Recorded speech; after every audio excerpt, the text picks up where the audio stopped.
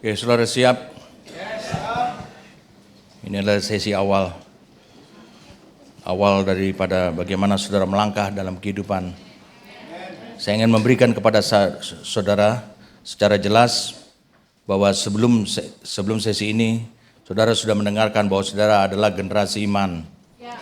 Generasi yang di mana secara jelas apa yang telah dilihat oleh iman, oleh para hamba-hamba Tuhan terdahulu, itu adalah mengenai generasi ini. Itu sebabnya saudara harus mengaplikasikan setiap hari dalam kehidupan saudara. Bagaimana praktek keiman itu. Saudara tidak perlu lagu, berikan aku iman, berikan aku iman. Sama seperti Lukas berapa tadi? Lukas 8 ayat berapa? 8 ayat 25. Di manakah imanmu? Yesus bertanya, di manakah imanmu? Dia bertanya kepada para murid, dia bukan bertanya kepada orang banyak. Dia bukan bertanya kepada orang belum lahir baru, dia bertanya kepada murid-murid yang ada satu perahu dengan dia, yang menyertai dia. Mereka, Alkitab Indonesia terlalu halus, tetapi sebenarnya halusnya ini Alkitab Indonesia itu menjelaskan aspek apa ketidakpercayaan itu adalah aspek daripada jiwa saudara. Sering sekali saudara, bahwa jiwa saudara itu memblokade daripada memblocking daripada apa yang mau tampil seutuhnya yang diharapkan oleh Allah seutuhnya pada jiwa saudara. Jadi dengarkan saya, berkali-kali saya sudah sampaikan ini, jiwa saudara adalah milik saudara. Tubuh saudara adalah milik saudara. Saudara yang berkuasa atas tubuh saudara, saudara yang berkuasa atas jiwa saudara. Itu sebabnya faktor-faktor luar jangan sampai mempengaruhi. Faktor luar tidak bisa menekan, tidak boleh menekan jiwa saudara, tidak boleh memaksa saudara. Saudara tetap adalah penguasa atas jiwa saudara ya. Mari tampilkan lagi Yohanes 14 ayat yang ke-12, kita adalah generasi, kita hidup pada masa dikatakan apa? Aku berkata kepadamu, sesungguhnya barang siapa percaya kepadaku, ia akan melakukan juga pekerjaan-pekerjaan yang aku lakukan, bahkan pekerjaan-pekerjaan yang lebih besar. Kita sudah mendapatkan pekerjaan di sini lebih tepat bahasanya untuk dimengerti perbuatan-perbuatan. Yang lebih besar daripada itu sebab aku pergi kepada Bapa. Kita hidup di masa di mana sebab aku pergi kepada Bapa. Yesus mengatakan bahwa Yohanes 16 ayat berapa? Ayat 9 adalah lebih berguna apabila aku pergi. Jadi kalau Yesus mengatakan itu, ada harapan yang indah buat hidup saudara. Saudara tidak perlu merasa sedih, saudara tidak perlu merasa kecewa. Adalah lebih berguna apabila aku pergi. Sebab kalau aku tidak pergi, maka penghibur itu tidak datang. Roh Kudus tidak akan datang. Jadi saudara harus hidup di posisi rohani, mengerti tentang hal ini. Memahami tentang hal ini. Yaitu lebih berguna, memang berguna. Terima kasih Tuhan, lebih berguna kau pergi. Lebih berguna kau pergi. Supaya apa yang Bapa rencanakan, mulai dari Kejadian 1 ayat 26, dia menjadikan manusia itu segambar dan serupa dengan dia. Kemarin saya sudah bagikan pada saudara adalah Taman Eden. Manusia yang ada di Taman Eden, berkehidupan dalam Taman Eden, di bumi ini. Itu adalah gereja awal. Gereja di mana ular masih bisa masuk ke dalamnya. Gereja di mana kadang-kadang membuat kita bingung, kita minum di sungai yang mana. Kadang ada 4 sungai. Walaupun dari sungai-sungai tersebut itu menghasilkan emas. Kita tidak memerlukan emas. Yang kita perlukan adalah ada siapa yang memuaskan dahaga kita. Jadi kalau saudara lihat ketika saudara sedang duduk di tahta, perhatikan sedang duduk di tahta dan saudara berada pada langit baru dan bumi baru. Apa yang kita dapati? Di Wahyu 22 kita dapati adalah ada aliran sungai, hanya satu sungai. Mengalir dari tahta Allah dan tahta anak domba. Berarti saudara genaplah apa yang Yesus katakan di Yohanes berapa? Yohanes 7 ayat 37, 39. Yang dimaksudkan oleh Yesus adalah, dia bilang bagi mereka yang tentang Roh Kudus, yaitu siapa haus dia akan minum. Bahkan dari dalam dirinya akan menjadi mata air. Yesus berbicara tentang masa yang akan datang tentang di hidup saudara. Dia berkata juga kepada seorang wanita Samaria yang selama ini engkau curigai bahwa dia adalah wanita yang tidak beres. Dia bilang, jikalau engkau tahu Siapa yang berkata seperti itu, maka sebenarnya engkau sudah meminta air itu. Dan mata air yang kau minum itu akan menjadi mata air dalam hidupmu. Berarti mata air dalam hidup saudara itu tidak dibutuhkan untuk saudara. Mata air dalam diri saudara itu dibutuhkan untuk yang lain. Saudara lihat bahwa itu dia bisa mengairi apa saja ya. Ini hal yang indah yang akan kita alami saudara. Saudara harus lihat, berpikir ketika tidur, berpikir seperti itu, menghayal seperti itu. Saya orang yang sering sekali ya merenungkan, menghayal, mengimpikan seperti itu yang indah-indah. Jangan pikirkan orang-orang dalam gereja yang tidak beres dalam hidupmu. Ya, gak usah pikirkan itu. Ya, gak usah pikirkan orang-orang yang keras kepala. Gak usah pikirkan. Sungai Tuhan akan melembekkan kepalanya. Oke? Nah, kita hidup di masa seperti ini. Kita hidup di masa ketika Kristus sudah datang, adalah lebih berguna. Engkau harus bisa itu menjadi rohmu.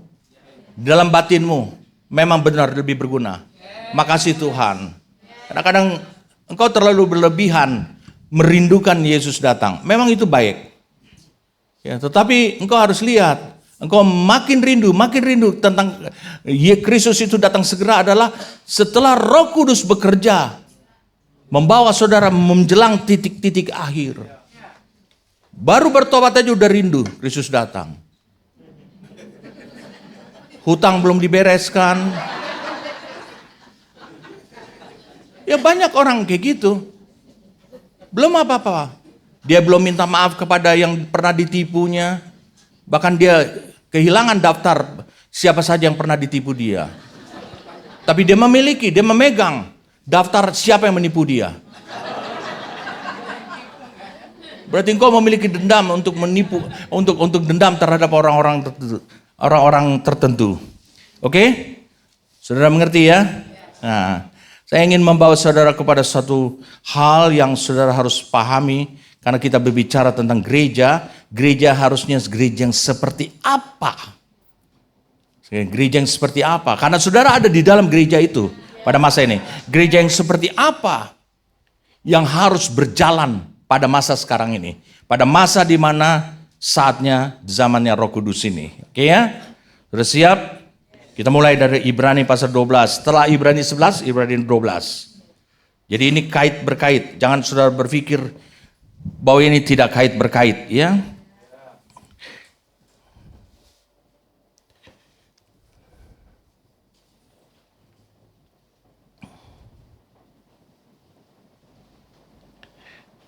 Kita baca sekarang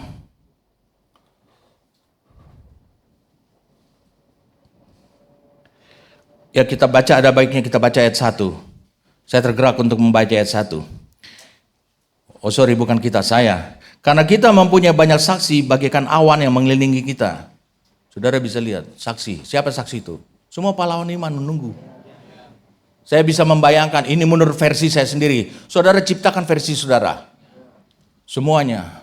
Daniel, Daud, orang-orang perkasa. Orang karena iman, Gideon, Abraham, semua menanti, melihat generasi ini. Dia bilang, karena kita mempunyai banyak kesalahan, bagaikan awan yang mengelilingi kita, marilah kita menanggalkan semua beban dan dosa yang begitu merintangi kita, supaya engkau tidak gagal. Dan berlomba dalam tekun, dalam perlombaan yang diwajibkan bagi kita. Itu perlombaan yang diwajibkan. Jangan masuk pada perlombaan yang tidak diwajibkan. Oh, saya suka lomba ini, saya suka lomba ini. Oh, nggak bisa saudara, nggak bisa saudara memilih suatu race, race ya, perlombaan ya, yang tidak diwajibkan buat saudara. Diwajibkan di situ adalah Allah yang telah menetapkan itu. Allah telah memberikan kasih karunia kepada saudara. 2 hari yang lalu saya bagikan bahwa kita hidup di zaman di mana kita hidup dalam kepenuhan kasih karunia. Kita tidak hidup dalam setiap saat kita minta tolong Tuhan, minta tolong Tuhan, minta tolong Tuhan, minta tolong Tuhan, minta tolong Tuhan. Tidak bisa. Itu bukan zamannya. Jangan membuat sedih Tuhan. Ya. Kasih karunia diberikan adalah supaya saudara hidup oleh kasih karunia itu. Kemudian marilah kita melakukannya dengan mata yang tertuju kepada Yesus. Dikatakan yang memimpin kita dalam iman. Ini sudah sesi sebelumnya. Dalam iman dimulai ya. Dan yang membawa iman itu kepada kesempurnaannya. Yang dengan mengabaikan ketinaan tekun memikul salib. Ganti sukacita yang disediakan bagi dia. Yang sekarang duduk di sebelah kanan tahta Allah. Mengapa kita harus memandang Yesus yang duduk di sebelah tangan kanan Allah? Ini penting. Karena dia pernah jadi anak manusia. Artinya memandang pada Yesus, fokus pada dia tuh patron. Jadi kalau saudara kerja sesuai patron, ini patronnya ditayangkan di layar. Saudara bikin, ke sini 2 cm. Terus, itu maksudnya. Saudara akan membuat tepat seperti itu. Fokus matanya pada dia. Apa yang telah terjadi pada Yesus sebagai anak manusia. Saya ulangi, sebagai anak manusia. Ya, jangan kau berpikir dia sebelum langit dan bumi ini ada, dia sebagai Tuhan. Bukan. Tapi sebagai anak manusia dan juga adalah anak Allah. Kemudian di ayat berapa tadi? Ya, ayat 2 ya, ayat 2. Mata memandang kepada Kristus. Kemudian ingatlah selalu akan dia. Nah, ingat. Fokus, itu yang jadi pemikiran saudara, menjadi patron saudara, menjadi tonton saudara. Lihatlah Yesus itu sebagai prototipe. Dia sudah berhasil. Lalu kemudian saudara, ingatlah selalu akan dia yang tekun menanggung bantahan yang sehebat itu terhadap dirinya dari pihak orang-orang berdosa. Supaya jangan kamu menjadi lemah dan putus asa. Saudara, kamu menjadi lemah dan putus asa oleh karena apa? Oleh karena engkau tidak menggunakan imanmu. Iman itu akan memberikan kekuatan buat saudara. Itu sebabnya engkau menjadi lemah. Jadi saudara bisa simpulkan, apa yang lemah dalam diri kita? Jiwa kita. Jiwa kita yang lemah, ya. Nah, mari saya ajak saudara, bagaimana perjalanan kita selanjutnya, ya.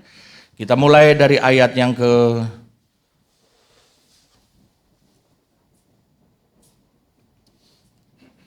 18. Sebab kamu datang kepada gunung yang dapat disentuh, yang tidak dapat disentuh. Sebab kamu tidak datang kepada gunung yang dapat disentuh. Jadi kita tidak datang kepada gunung yang demikian. Dan api yang menyala-nyala kepada kekelaman, kegelapan, dan angin badai. Ini adalah peristiwa di mana? Di Sinai. Wow. Itu secara lahiriah, dikatakan oleh kita, secara lahiriah, itu adalah supranatural. Perhatikan apa yang saya mau ajarkan pada saudara. Banyak orang, dia tidak mengikuti nasihat Tuhan, apa yang Tuhan katakan lewat hambanya Rasul Paulus di Ibrani ini. Kalau engkau terapkan tadi Ibrani 12 ayat 1 sampai 3 dalam hidupmu, itu adalah jalan yang akan menyebabkan kamu tidak akan datang ke gunung yang tidak dapat disentuh itu. Mengerti? Paham kalian ya? Engkau tidak akan pernah datang ke Sinai. Tidak akan sampai ke Sinai. Dia bicara tentang Taurat, dia bicara tentang mujizat-mujizat dan semuanya itu. Tidak akan. Berarti Allah telah menunjukkan, Yesus telah menunjukkan bahwa dia adalah jalan. Jalan yang tepat. Sehingga kita, bagi orang-orang, kalian, bagi orang-orang yang selalu ingin mendambakan hal-hal yang supranatural, jangan sampai salah jalan. Yesus mengatakan sebelum dia meninggalkan para muridnya, tanda-tanda ini akan menyertai kamu. Dia bilang akan mengikuti kamu. Bukan dikatakan tanda-tanda ini harus kamu ikutin. Harus hati-hati. Yesus tidak pernah salah ngomong. Ya, makanya kadang-kadang saya kalau dengarkan jemaat saya sharing, ya dia bilang gitu, ditulis di situ adalah anak manusia, ya anak manusia berarti Tuhan. Padahal disebut di situ anak manusia. Kalau anak manusia lah. Jangan disebut Tuhan lah. Nggak boleh lah begitulah. Kadang-kadang susah orang itu. Bahkan dikatakan anak manusia, disebutkan Tuhan, lalu disebutkan apa lagi? Macam-macam lah kayak gitu. Banyak orang menyimpulkan gitu. Dia hanya terpaku pada sosok pribadi Yesus dengan segala macam atribut dan nama.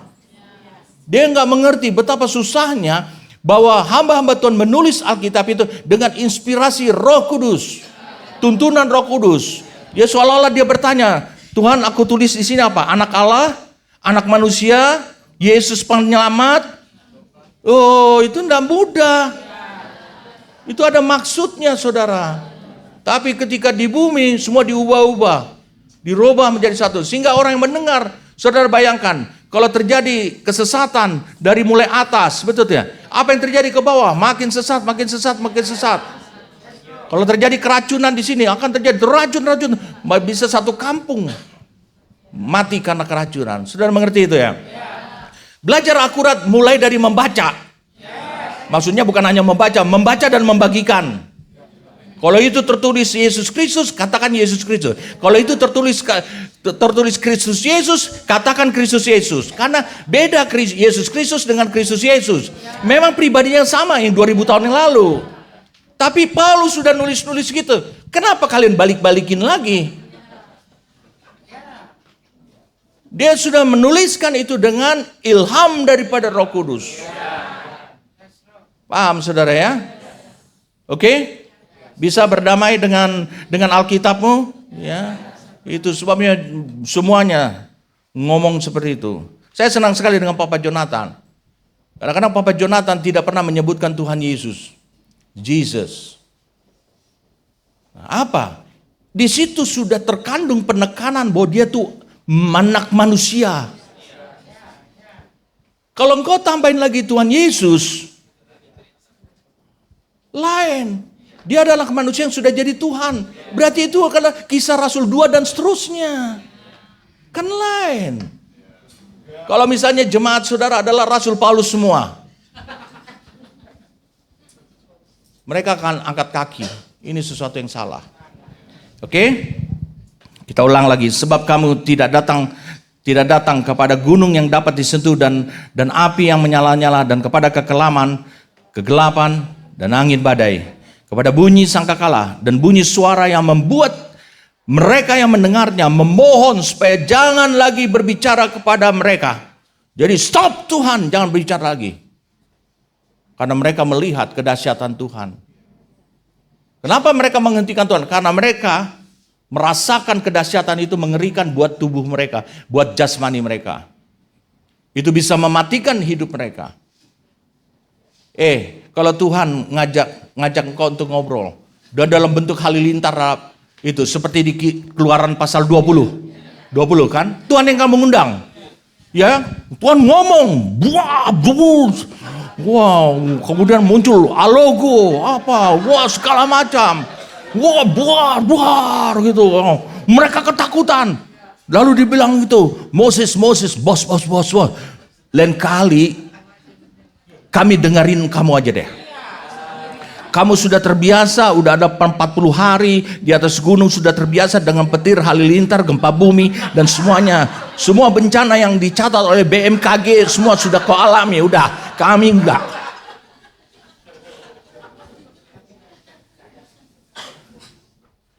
Ya, pada saat itu memang di Israel belum ada badan penanggulangan bencana. Itu orang-orang enggak punya iman. Lalu kemudian apa yang terjadi? Saudara bayangkan, kalau Tuhan mengundang kau dan mau ngomong, kenapa kau berpikir kau akan mati? Kalau ada orang mengundang saya datang, misalnya Preston mengundang saya datang ke rumahnya, untuk saya menyampaikan sesuatu dari apa itu. Tapi dia dari jauh-jauh ketakutan. Terakhir dia bilang, Papa rekam aja kirim via WA. Jangan berpikir aneh-aneh, saudara. Jelas, saudara. Makanya untuk berdamai itu, dia bilang, Israel diskualifikasi. Sudahlah, Israel diskualifikasi. Aku membangkitkan sebuah bangsa. Di mana aku berbicara dari dalam batin mereka. Makanya Tuhan berbicara itu keras sekali. Sangkakala itu gambaran yang keras. Berarti arti kata, jangan kau berpikir Tuhan itu berbicaranya halus. Yang lebih keras yang kita dengar dari telinga, bohong. Sangkakala dibilang itu. Dia berbicara atraktif. Cuman engkau matikan speakernya dia. Itu persoalannya. Yang kau buka adalah apa yang kau dengar. Itu persoalannya. Sehingga itu Rasul Yohanes di Pulau Patmos dekat, aku mendengar suara nyaring.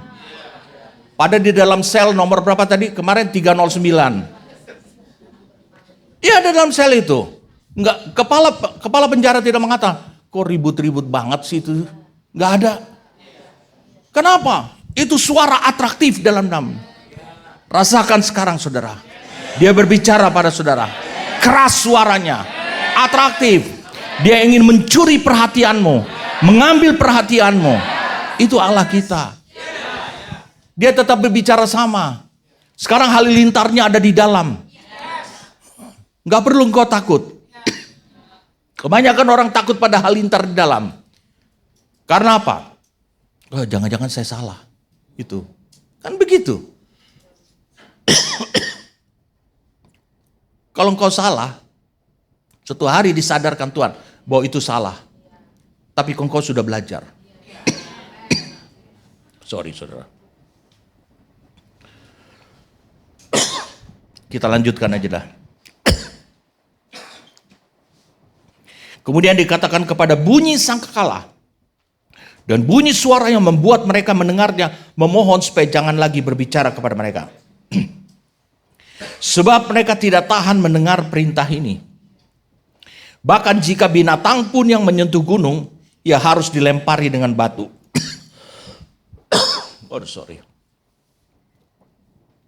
Binatang yang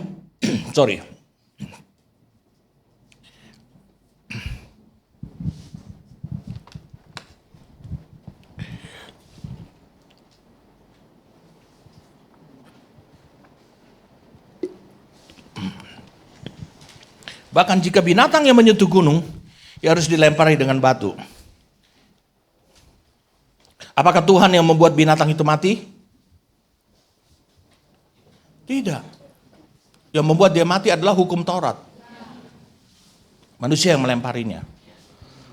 Dan sangat mengerikan pemandangan itu. Sehingga Musa berkata, aku juga sebenarnya sangat ketakutan katanya. Dan sangat gemetar katanya. Saudara lihat. Ya.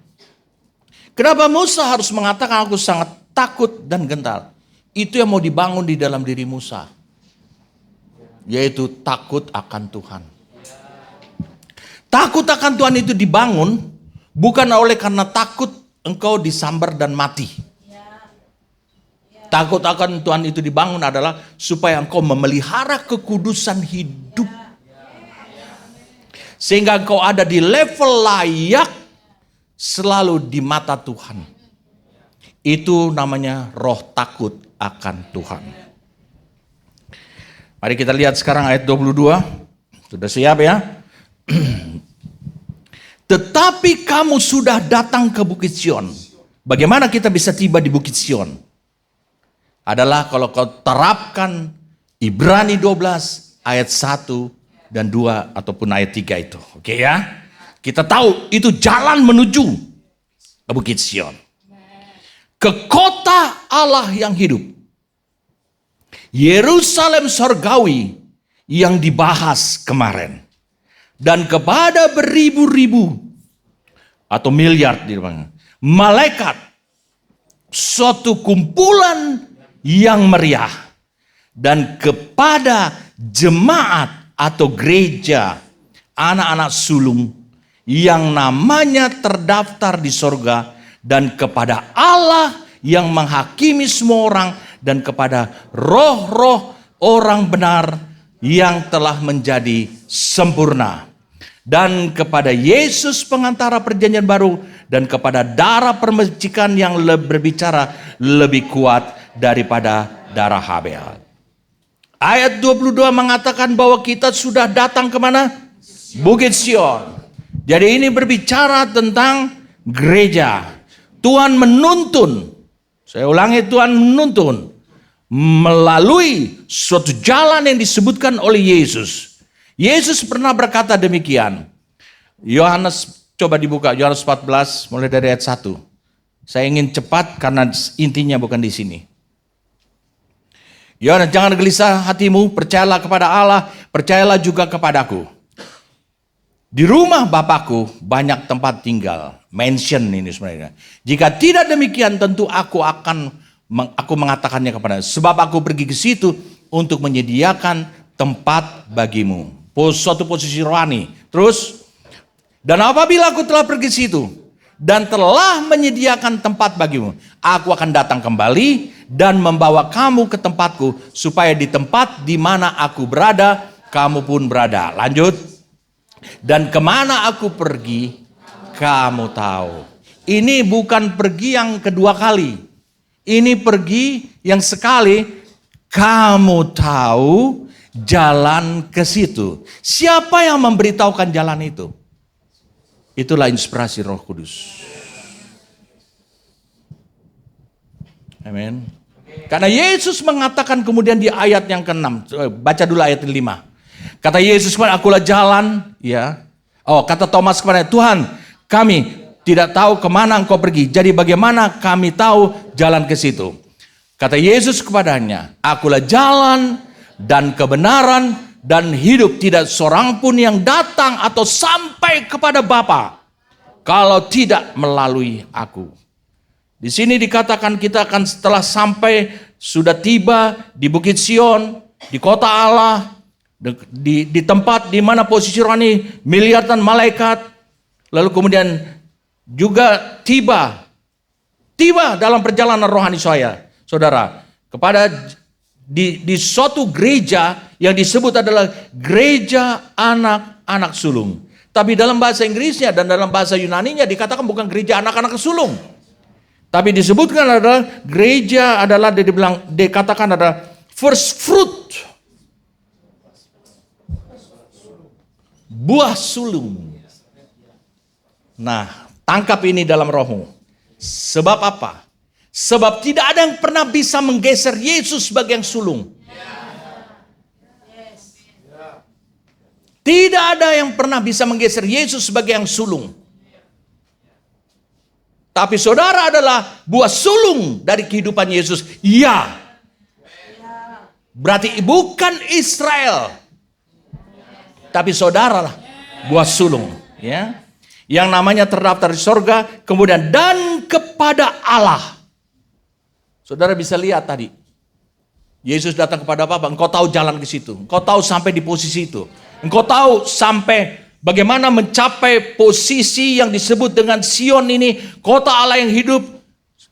Bagaimana engkau disebut adalah buah sulung. Itu adalah suatu posisi rohani. Sorry. Sudah? Mari kita lihat. Yakobus 1 ayat 18.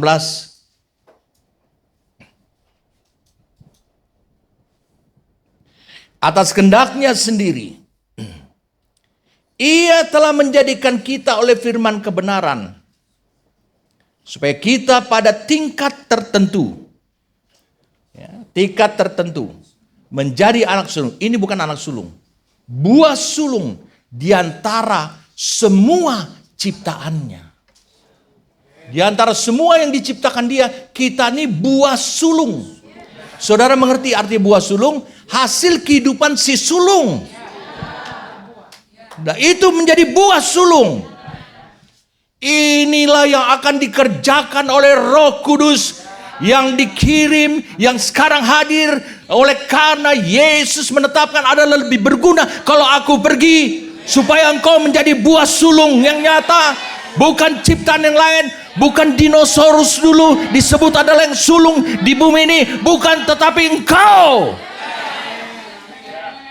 Silakan manusia purba itu ada lebih dulu dari saudara, tapi saudara tetap buat sulungnya, yang sulung tetap ada itu. Ini yang Allah maksudkan bagi hidup kita. Jadi saudara bisa lihat pekerjaan daripada Roh Kudus ini, itu betapa dahsyatnya, dan dia sedang bekerja pada hidup saudara. Kenapa ada punya perhati LC? Kenapa saudara masuk Komsel? Kenapa saudara bisa membaca Alkitab? Kenapa saudara sekarang punya teknologi baru? Bisa membaca Alkitab, bisa mendengarkan itu. Semuanya adalah tuntunan daripada Roh Tuhan, supaya saudara itu menjadi buah sulung, hasil daripada kehidupan Kristus. Saudara bisa terima itu? Ini penting. Mari kita lihat sekarang sebentar.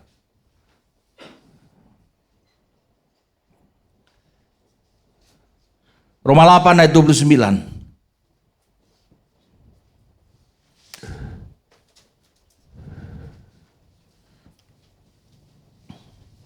Ini tidak bisa diganggu gugat. Sebab semua orang yang dipilihnya dari semula, mereka juga ditentukannya dari semula untuk menjadi serupa dengan gambaran serupa, sama dengan gambaran anaknya, supaya anaknya itu menjadi yang sulung di antara banyak saudara. Dia tetap menjadi yang sulung di antara banyak saudara. Dia tidak bisa ngomong. Tapi saudara bisa nggak disebut saudara adalah buah sulung? Bisa. Saudara bisa disebutkan adalah buah sulung. Itu sebabnya engkau akan menerima anugerah yang disebut adalah anugerah buah sulung. Mari kita lihat di sini.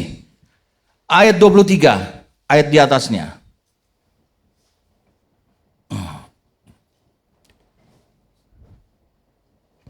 Dan bukan hanya mereka saja.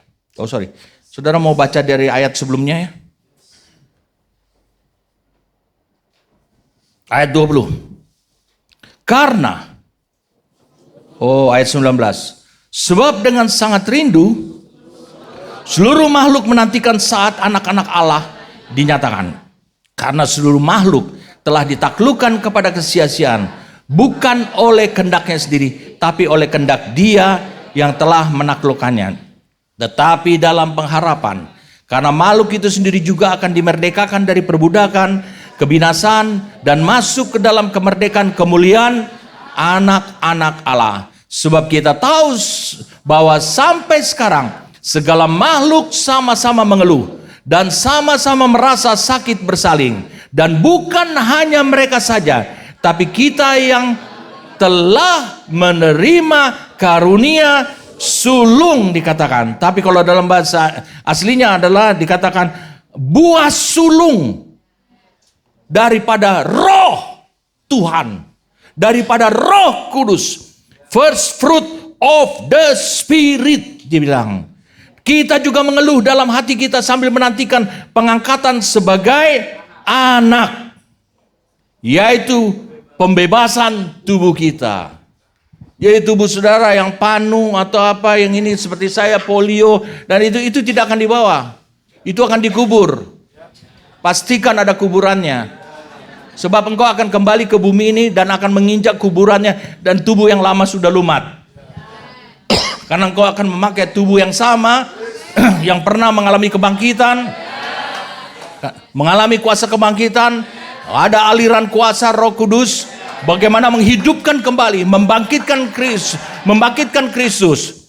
Roh Kudus itu, kau baca Roma pasal 8 ini saudara. Ini menarik sekali kalau baca Roma 8. Karena harapan saudara memiliki langkah-langkah yang pasti ke masa depan itu ada di Roma pasal 8. Saudara tahu bagaimana operasional di dalamnya itu. Roh Kudus itu bisa membangkitkan tubuh saudara. Gak usah ragu saudara. Dan bukan hanya mereka saja, tapi kita yang telah menerima karunia sulung, kita juga mengeluh dalam hati kita. Ya, dikata sambil menantikan pengangkatan sebagai anak. Wow. Dikatakan menantikan sebagai anak. Ya. Yaitu pembebasan tubuh kita. Saudara pasti mau cari yang enak-enaknya, pembebasan tubuh karena sudah menderita selama ini. Ya, beli lotion susah, beli kosmetik susah. Bagaimana dibebaskan karena di surga tidak perlu lagi bermakeup dan ini. Ya, rambut tidak perlu disasak, tidak perlu di rebonding atau diapakan ya. Saudara berpikir kayak begitu. Ya, yang pasti adalah Yesus nggak pernah disasak, Yesus nggak pernah di rebonding. Yesus nggak pernah di spa atau di bayo. Ya, tubuh dia mati dan diminyaki oleh mur dan gaharu. Ya, 50 kati benar, oleh Nikodemus dan Yusuf Arimatea. Itu satu jumlah yang banyak sekali. Oke? Sudah bisa lihat itu buah sulung. Saudara mengerti buah sulung itu? Itu hasil daripada sebuah kehidupan dari yang sulung. Kalau Roh Kudus yang saya bagikan 2 hari yang lalu. Kalau Roh Kudus saja telah memiliki reputasi dan pengalaman dengan anak manusia, menjadikan dia yang sulung, ya, menjadikan dia yang sulung, dan dia memiliki reputasi itu. Menurut saudara, bisakah dia membuat buah sulung? Bisa. Kenapa? Karena ketika Yesus satu-satunya menjadi anak tunggal Bapa, Roh Kudus belum selesai. Roh Kudus tidak berhenti. Dia harus menjadikan dulu orang-orang lain. Yesus baru menjadi orang pertama. Tapi ketika ada orang yang kedua, hasil pekerjaan daripada Roh Kudus dan firman, maka Yesus menjadi sulung.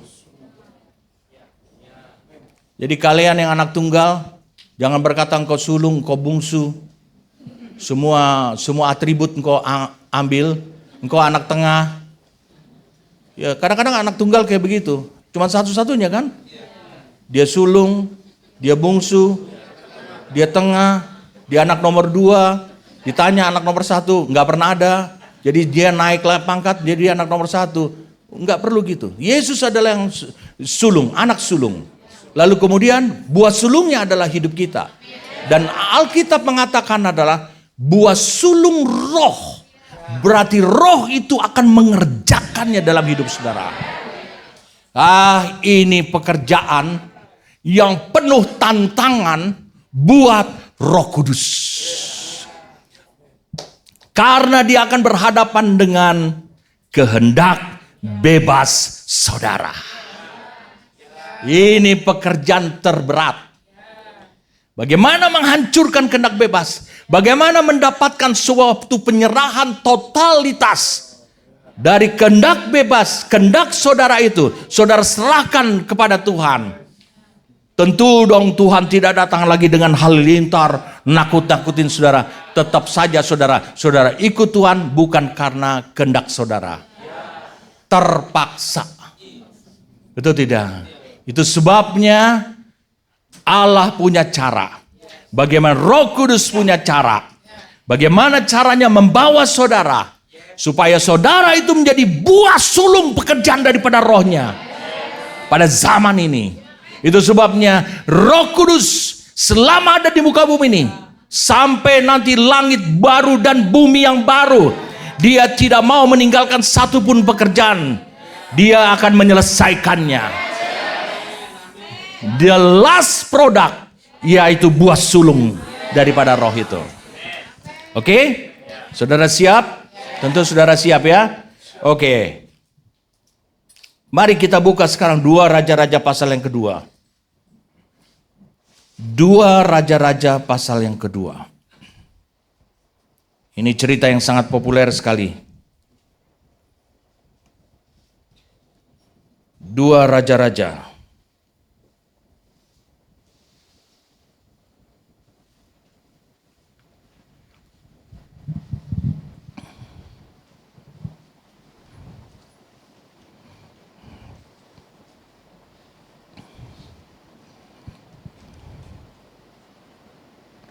Ayat yang pertama. Menjelang saatnya Tuhan hendak menaikkan Elia ke sorga. Dalam angin badai, Elia dan Elisa sedang berjalan dari Gilgal. Berkatalah Elia kepada Elisa, baiklah tinggallah di sini, sebab Tuhan menyuruh aku ke Betel. Tetapi Elisa menjawab, demi Tuhan yang hidup dan demi hidupmu sendiri, sesungguhnya aku tidak akan meninggalkan engkau. Lalu pergilah mereka ke Betel. Pada waktu itu keluarlah rombongan nabi yang ada di Betel mendapatkan Elisa. Lalu berkatalah mereka kepadanya, sudahkah engkau tahu? Dengarkan ya. Sudahkah engkau tahu bahwa pada hari ini Tuanmu akan diambil daripadamu oleh Tuhan terangkat ke sorga? Jawabnya, aku juga tahu. Diamlah. Di Betel ada 50 nabi. Ada rombongan nabi. Dan itu hasil binaan daripada Elia. 50 nabi Betel. Tapi kita bisa lihat bagaimana orang lain melihat. 50 nabi ini melihat. Yang selalu hidup bergaul, mendengarkan ajarannya Elia, mengetahui bahwa menemukan bahwa Elisa itu adalah pelayan Elia. Makanya dikatakan Tuanmu. Oke. Kita balikan dulu ke 1 Raja-Raja 19.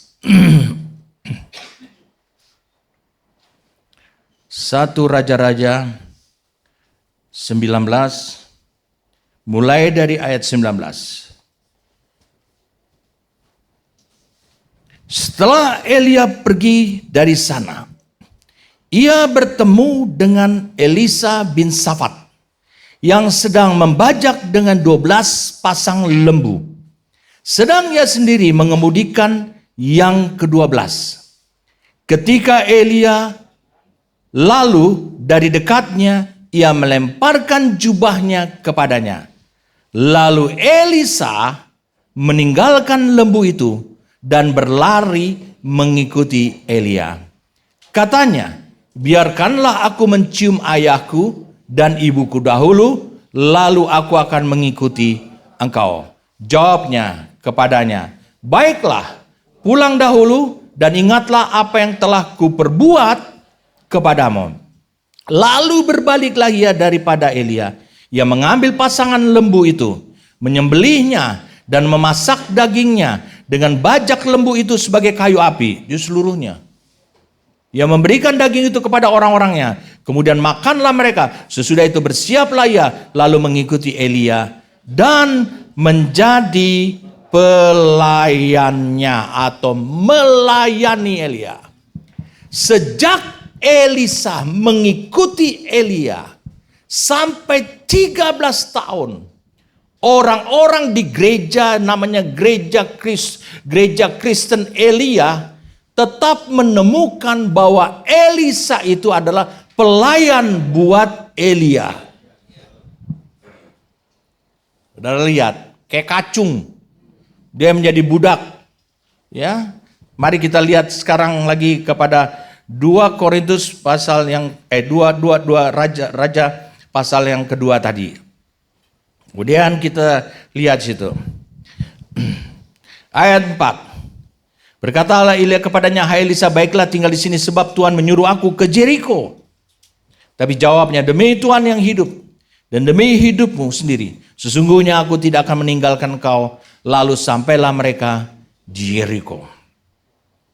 Pada waktu itu mendekatlah rombongan nabi yang ada di Jeriko kepada Elisa serta berkata, sudahkah engkau tahu bahwa pada hari ini Tuanmu akan diambil daripadamu oleh Tuhan terangkat ke sorga? Jawabnya, aku juga tahu. Diamlah. Elisa tegas. Dia melayani dengan setia. Dia melayani dengan sungguh hati. Kenapa dia harus ketika jubah Elia itu dilempar kepada dirinya? Itu adalah sebuah pertanda. Dan itu menjadi bagian daripada yang akhirnya bangsa Israel membangun sekolah kerabian. Dengarkan baik-baik saudaraku. Dengarkan. Banyak orang memberikan uraian bahwa Yesus memilih murid-muridnya, ya, Yesus memilih murid-muridnya itu seperti sembarangan saja. Tadi membagikan soal hati, soal kecenderungan hati. Allah melihat kecenderungan hati. Saya mau beritahu pada saudara, pada masa zaman Yesus di Israel, ini penting, saudara dengarkan baik-baik. Ini mungkin gak saudara dapatkan di mana-mana. Pada zaman Yesus di Israel, seorang murid rabi itu bukan karena mendaftarkan diri dan mengajukan diri untuk ikut sekolah kerabian.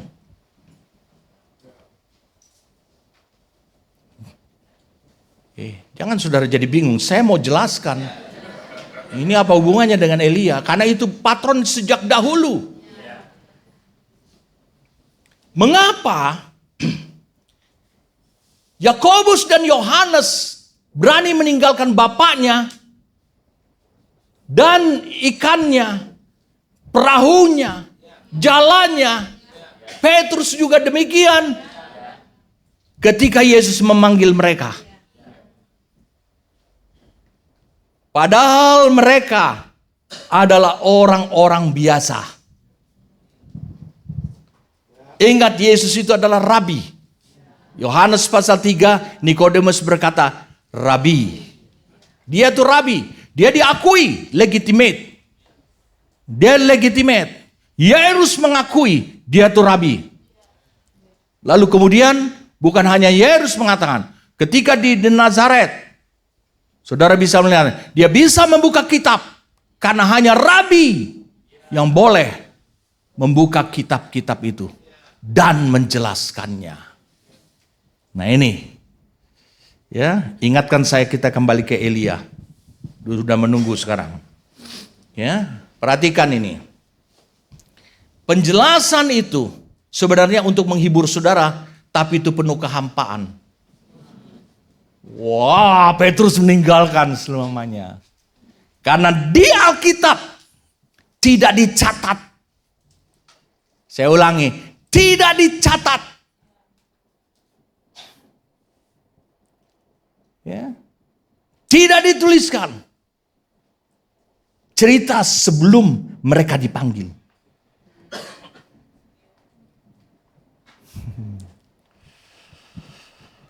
Saya senang hening seperti ini. Semua penasaran ingin mendengarkannya, ya. Saudara, ini menjadi tradisi di mereka dan ini kehormatan di mereka. Dengarkan. Sekolah kerabian ataupun seorang rabi itu tidak menerima semua orang menjadi muridnya. Tidak melalui tes mandiri, UTBK,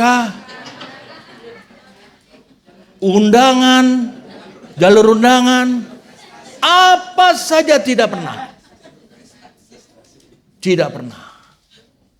Jadi saudara pikir, lihat berapa banyak murid Yesus yang adalah pemungut cukai. Berapa banyak. Jadi orang-orang yang bisa sekolah kerabian itu, rabinya sendiri menunjuk, kamu ikut saya, kamu ikut saya akan bina kamu. Jadi mereka nunggu-nunggu di sekolah kerabian Hillel, di sekolah kerabian ini, di sekolah kerabian sama, nggak ada laku-laku. Apalagi kalau pemungut cukai, itu paling dibenci orang berdosa. Ngapain seorang rabi ngurus pemungut cukai? Saudara bisa bayangkan, adalah suatu kehormatan kalau engkau menjadi murid seorang rabi. Pada masa itu, Saulus itu rabi. Saulus Rasul Paulus itu rabi. Makanya dia katakan dia sanggup, dia melakukan seluruh tidak bercacat dalam hukum Taurat. Makanya dia bisa mengajarkan banyak hal. Karena dia adalah rabi. Saudara bisa bayangkan ya. Daftar nama mereka itu diberikan Bapa di sakunya Yesus.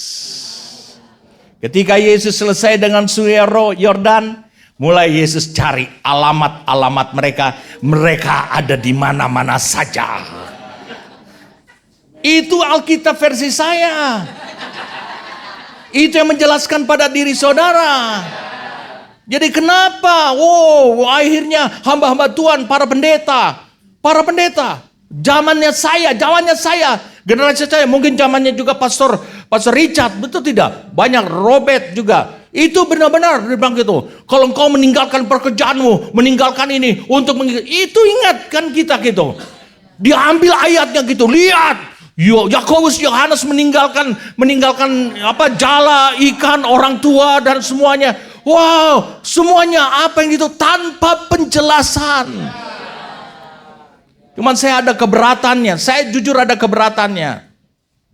Kenapa? Saya ada keberatannya. Saya nggak mau ayat-ayat itu dipakai sebagai itu. Padahal saya udah masuk perguruan tinggi yang terbaik, udah susah-susah. Ya, udah susah-susah sampai TBC. Bayangkan gitu. Masa harus meninggalkan demi Tuhan, betul tidak? Saya nggak rela. Akhirnya saya lihat, saya membela diri saya di hadapan Tuhan. Tuhan, siapa rasul pertama yang mati? Yakobus. Kalau begitu saya nggak mau. Karena nanti kalau saya sudah tinggalkan segala sesuatu mengikut Tuhan sebentar, Tuhan terangkat ke surga, saya mati. Iya dong, ngapain jadi murid rabi tiba-tiba cepat mati? Oke? Saudara lihat dia dipilih. Jadi saudara bisa bayangkan di hati mereka itu catatannya Allah. Hati mereka ada kerinduan. Gamaliel kah yang manggil aku? Dia rabi. Nikodemus kah yang manggil aku? Waduh, nggak ada. Hanya ada restoran namanya restoran Nikodemus. Babi panggang Nikodemus. Pertama kali saya menemukan babi panggang. Iya, babi panggang Nikodemus. Namanya di Uganda, saudara. Mereka orang-orang yang buta Alkitab. Nggak tahu Nikodemus itu orang Yahudi. Tidak makan babi panggang. Saudara mau tahu, itu babi panggang yang dimasak di Uganda itu dijual di restoran Nikodemus itu kan. Karena orang Yahudi kan tidak makan babi. Ya, haram kan itu. Saudara, babinya itu dari mana? Itu 2000 ekor babi yang terjun bebas ke Gerasa. Akhirnya mengalir ke Danau Victoria dan sampai ke Uganda. Oh my God, ada-ada aja. Orang tanpa kronologis yang jelas nggak mendapatkan dana. Lalu kemudian ketika Yesus, dia mengatakan, sudah ada di kantongnya Yesus. Yesus melihatnya. Yesus ini yang sudah diseleksi oleh Bapa. Karena di Yohanes 17 dikatakan oleh Yesus, dan mereka yang kau berikan kepadaku, berarti Bapa yang tahu. Betul yang Mam tadi katakan. Allah tuh melihatnya hati. Jadi mereka dari dulu, aduh siapa rabi yang manggil aku? Makin banyak rabi, makin berani rabi, tapi kok nggak ada yang pernah manggil-manggil. Lalu kemudian Petrus sudah mulai berpikir, karena Petrus sudah menikah.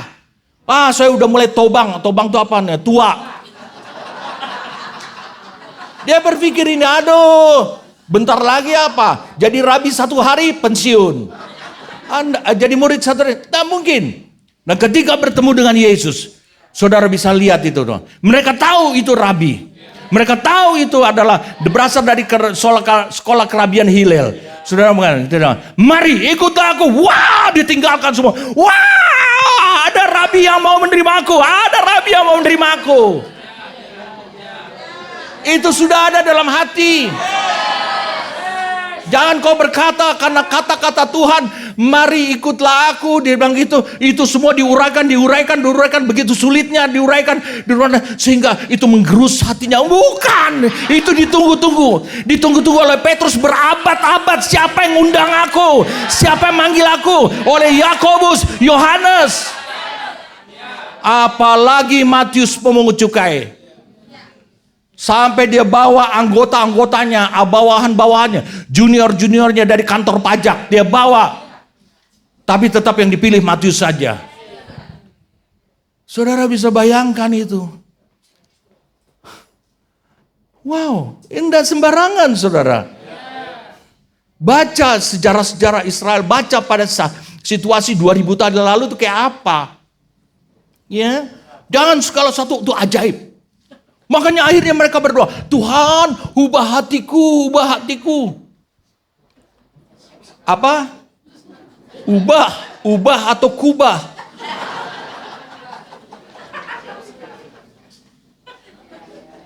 Kita nggak mengerti tanpa dasar. Kita mencoba memahami tanpa inspirasi daripada Roh Kudus. Mengerti saudara?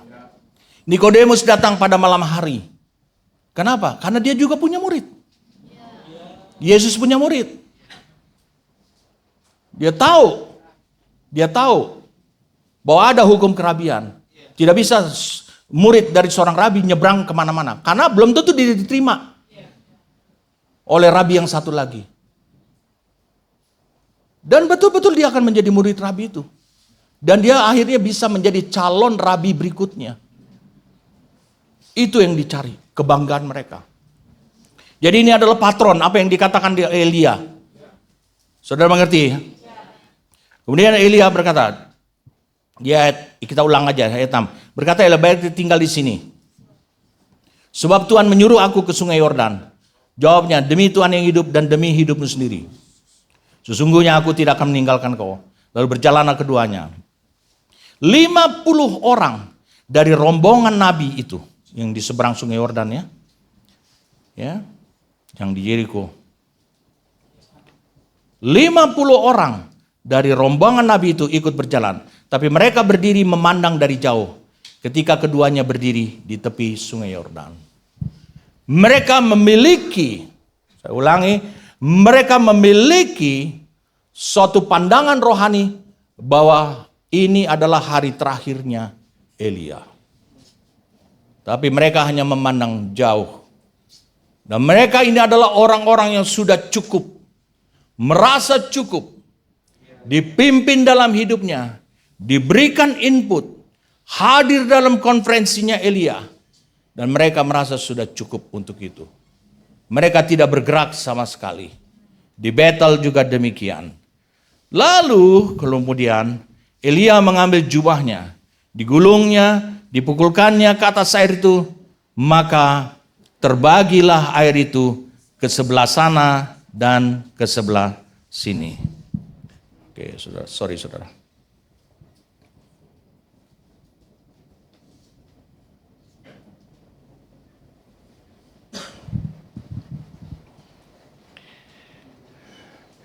Kemudian dikatakan begini. Dan sesudah mereka sampai ke seberang, berkatalah Elia kepada Elisa, kok kenapa pelayan ini sangat setia? Kalau engkau mendapatkan di perjanjian lama, kata iman itu hanya ada 2 kali. Jadi iman itu lebih dikatakan sebagai kesetiaan. Jadi pada aplikasinya, pada manifestasinya. Atau keteguhan hati. Jadi bukan iman seperti pistis dalam bahasa Yunani-nya. Kita baca aja dulu. Dan sesudah mereka sampai ke seberang. Di seberang. Berkatalah Elia kepada Elisa, mintalah apa yang hendak kulakukan kepadamu. Ini dilakukan pada saat yang terakhir. Sebelum aku terangkat daripada. Jawab Elisa. Perhatikan nih. Biarlah kiranya aku mendapat 2 bagian dari rohmu. Porsi 2 hanya buat sulung. Tapi dia bilang 2 bagian dari rohmu. Apa yang diharapkan? Dia berharap buah sulung. Saudara belum menangkap. Saudara mengerti atau tidak? 13 tahun dia bersama dengan Elia. Dia melihat karya-karya Tuhan dalam kepribadian. Di dalam dirinya Elia. Dimensi Allah apa saja yang sudah ada pada diri Elia. Dan dia 13 tahun dia bersama dengan Elia. Menjadi pelayan. Hingga dia bisa mengetahui bahwa dimensi Allah yang sudah pernah dilepaskan ke bumi tidak akan diambil Allah lagi. Dia tahu prinsip itu. Dia tahu itu. Dan itu akhirnya diwujudkannya lewat Yesus. Sebagai anak manusia. Membawa seluruh dimensinya Allah. Makanya dia mengatakan, kalau engkau lihat aku, kalau engkau kenal aku, engkau lihat Bapa, kenal Bapa. Saudara mengerti atau tidak? Jadi apa yang saya mau bagikan ini adalah apa yang dikerjakan oleh Roh Kudus lewat individu-individu dalam kehidupannya setiap hari, setiap saat. Ini hal yang dilupakan oleh banyak orang. Tadi saya sampaikan kepada saudara, bagaimana Roh Kudus menjadikan saudara itu buah sulung roh. Buah sulung roh. Maka dia akan hadirkan seseorang dalam hidupmu yang sudah terbukti dimensi Allah di sorga itu nyata pada diri manusia. Itu yang dia mau kerjakan, saudara. Itu sebabnya Elisa berkata, kiranya aku mendapat 2 bagian dari rohmu. Arti kata 2 ganda daripada, 2 kali daripada rohmu. Itu bukan berarti di sebelah tangan kiri ada roh Elia 1, di sebelah kanan ada roh Elia 2. Bukan. Bukan. Yang dia minta. Dimensi Allah itu. Tidak aku temukan pada ayah ibuku. Dimensi Allah itu. Tidak aku temukan di Israel. Dimensi Allah itu. Tidak aku temukan pada Obadja. Dimensi Allah itu. Tidak akan aku temukan banyak sekomplit engkau. Dan dia tahu prinsip itu. Apa yang sudah dilepas Allah dari sorga kepada bumi tidak akan pernah. Itu akan tetap hidup. Sebab itu adalah Zoe-nya Allah. Itu hidup yang kekal.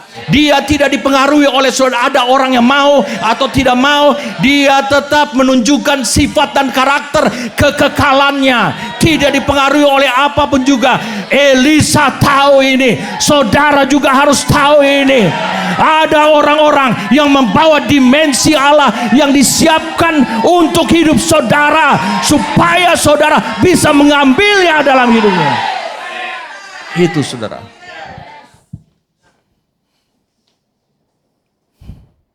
Kita akan bahas banyak pengertian di sini. Berkatalah Elia, yang kau minta itu adalah sulit. Saudara tahu kan, yang diminta itu adalah hard thing. Sulit. Sulit bukan berarti tidak bisa. Ya, sulit bukan berarti tidak bisa. Kalau bahasa Malaysia tidak boleh. Tidak boleh itu tidak bisa. Ya, bukan dilarang. Tidak bisa. Berkatalah Elia, yang kau minta itu adalah sukar. Tapi tiba-tiba Elia teringat. Tapi jika engkau dapat melihat aku terangkat daripadamu, kau bisa melihat aku terangkat dari mana. Tanam ini dalam rohmu. Melihat aku terangkat. Detik-detik terakhir.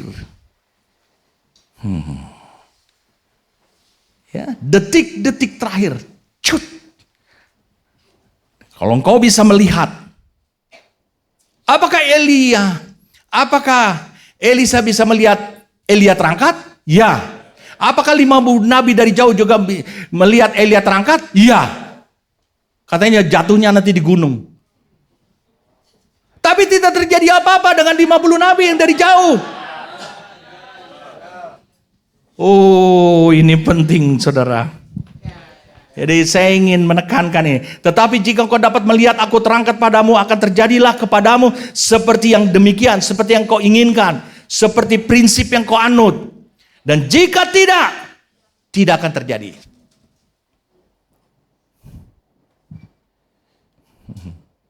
Jika sanggup melihat. Ayub 42. Ayub 42. Ayat 5.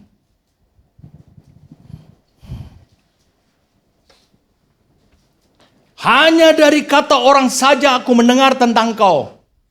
Ini selama ini hidupnya Elia dengan Elisa. Elisa mendapatkan penjelasan tentang Tuhan dari Elia. Hanya dari kata orang saja aku mendengar tentang kau. Tetapi sekarang mataku sendiri memandang engkau. Kata melihat atau memandang di sini di H7200 itu ternyata melihat langsung. Bukan melalui perantaran kata-kata. Bukan mendebak.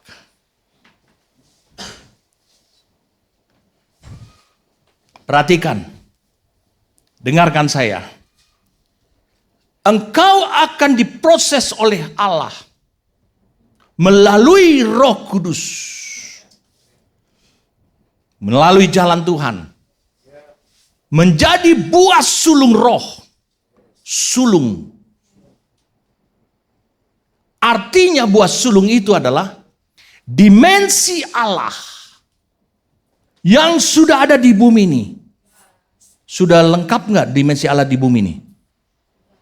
Sudah, dalam diri Kristus. Itu yang kalau kau bisa melihat itu. Dimensi-dimensi Allah.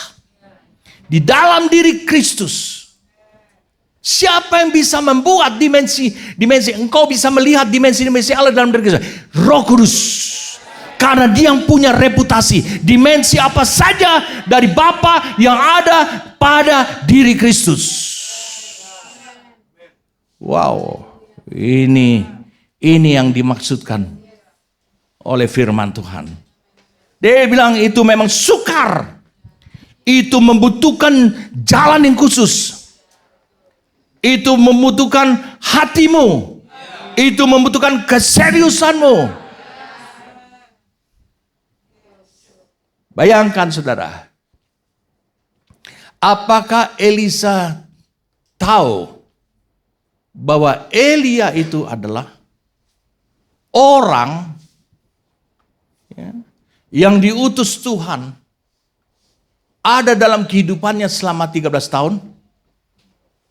Ya. Dilempar jubah kenabian. Dia ngomong, oke. Dia potong semua lembunya, bajaknya, jadikan kayu api. Dia tinggalkan itu. Supaya jangan mengganggu pikirannya. Nanti kalau dia pergi ke itu, aduh, bapakku sudah tua, ibuku sudah tua, siapa yang ngasih lembu itu? Makannya lagi. Kotorannya siapa yang jadikan dia pupuk? Lalu bersihkannya bagaimana? Segala macam. Ya dia akan pikiran, dia akan distraksi. Dia tidak fokus. Saudara belajarlah untuk merasakan. Siapa dalam hidupmu, saya ulangi, siapa dalam hidupmu yang menyentuh dirimu dengan dimensi Allah. Dialah yang orang yang harus kau ikuti. Tapi kalau engkau memilih, engkau akan sampai ke Sinai. Mengerti? Saya tidak ingin menipu saudara dalam hal ini. Mengerti ya? Saya tidak ingin menipu saudara. Dikatakan, tetapi jika engkau dapat melihat aku terangkat daripadamu, akan terjadilah kepadamu seperti yang demikian. Engkau akan menjadi buah sulung daripada yang menerima. Engkau adalah buah kehidupan daripada memanifestasikan semua dimensi Allah yang ada pada dirimu akan nyata pada dirimu.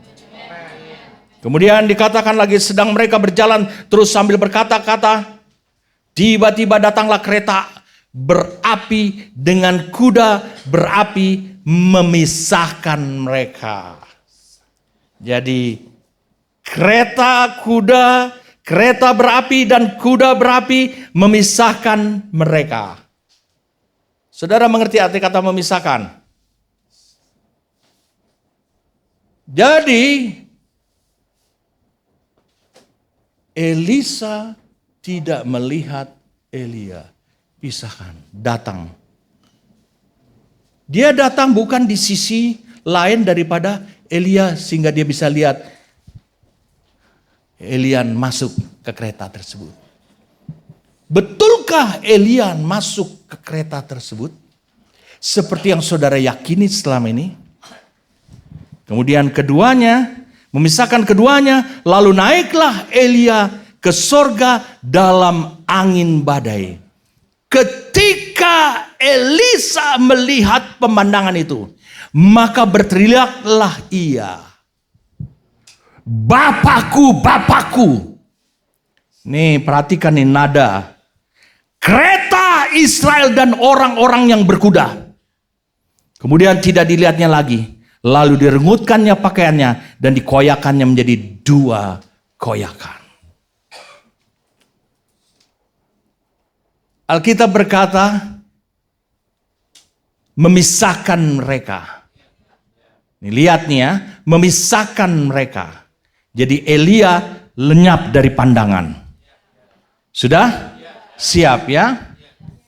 Nah, lalu kemudian dalam angin badai dibawa. Tetapi saudara lihat apa yang diucapkan oleh Elisa. Elisa menyebutkan, Bapakku, Bapakku, itu telah menjadi kereta Israel dan orang-orang yang berkuda. Dia tidak naik ke sana. Kalau engkau bisa melihat, aku di hadapan Allah. Apa yang Allah bangun selama ini dalam hidupku, kata Elia.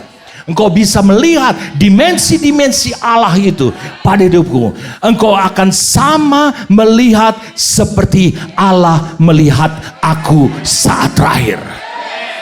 Allah melihat Elia ketika dia naik ke surga itu sebagai kereta Israel dan orang-orang yang berkuda. Elisa melihat sama seperti Bapa di surga melihat, Allah di surga melihat bahwa Elia itu wujudnya secara spiritual di hadapan Allah adalah kereta Israel dan orang-orang yang berkuda. Makanya dia katakan, saudara, dia tidak katakan Tuhan, Tuhan, Tuhan, Bapa, Bapakku, Bapakku, kereta. Dia lihat dimensi ilahi Allah itu. Apa yang dilihat oleh Allah, dilihat oleh Elisa. Karena apa? Karena Allah bekerja melalui Elia, menyiapkan Elisa.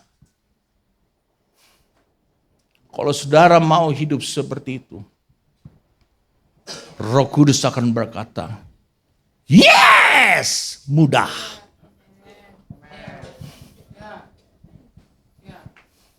Amin. Jangan kau cari orang, pemimpin-pemimpin ataupun hamba-hamba Tuhan yang hebat dalam kedagingan. Dalam perbuatan-perbuatan lahiriah, alamiah. Kita bisa menggaji orang lebih hebat daripada pemimpin-pemimpinmu. Bisa. Pintar nyanyi, pintar ini, pintar ini. Sewa. Ada kok tempat penyewaan sekarang. Ya, saya pernah melayani suatu gereja. Ya, ini the true story saya. Suatu gereja yang cukup besar di Bandung. Saya pernah melayani ini. Tiba-tiba kok kenapa orang ini di belakang ketika saya berkhotbah. Ketika hamba Tuhan dari pendeta itu sedang itu. Kenapa? Dia selesai main musik. Dia selesai menjadi singer. Kenapa? Mereka pakai jas semua. Para singer pada. Lalu mereka bilang, loh kenapa enggak ke dalam? Saya bilang, saya lagi mau menuju ke kamar kecil. Kenapa enggak ke dalam? Tugas kami belum, tugas kami nanti Pak. Saya pikir tugas. Akhirnya saya mencari tahu dengan teman saya yang ada di situ. Siapa mereka? Mereka adalah orang bayaran. Dan mereka ada yang beragama lain. Tapi mereka ahli. Sejak itu saya katakan saya nggak mau lagi bicara di gereja yang kayak begini. Mereka ingin memanfaatkan saya. Loh, benar saudara, itu realita. Suatu gereja besar.